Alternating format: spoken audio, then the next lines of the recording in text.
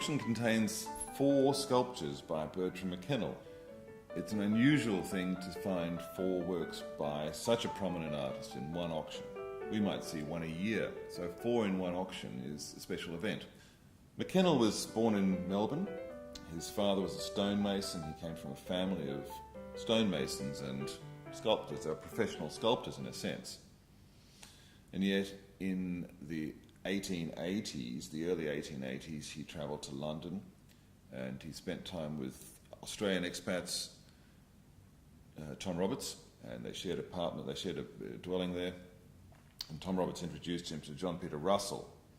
And the important thing about the introduction to John Peter Russell was that that in turn led to an introduction to Rodin, who at that time was a very larger-than-life figure in international art. Circe became the sculpture which put him on the map, and the 4 sculptures that we have in this auction are, in a sense, directly related to that famous sculpture.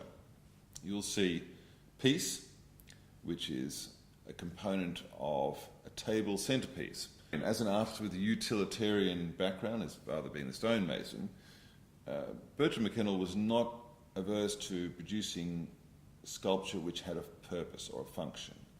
Head of a Saint is a bas-relief, a very shallow relief of a portrait of a woman. And based on Italian Quattrocento style work, Donatello, I suppose, comes to mind. It indicates that he's got an awareness of classical art, and yet he's also producing work that is very contemporary.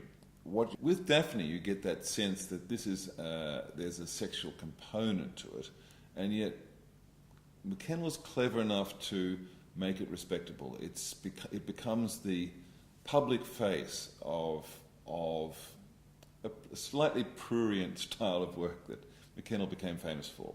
Later on, his Morning, which is the final piece in our group of 4 Mackennal sculptures, this level of sensuousness is moderated to the point where the figure is completely naturalistic. And it's actually, in a sense, the most plain of the nudes. There's not a single accoutrement. The title doesn't really make any reference to any classical mythology.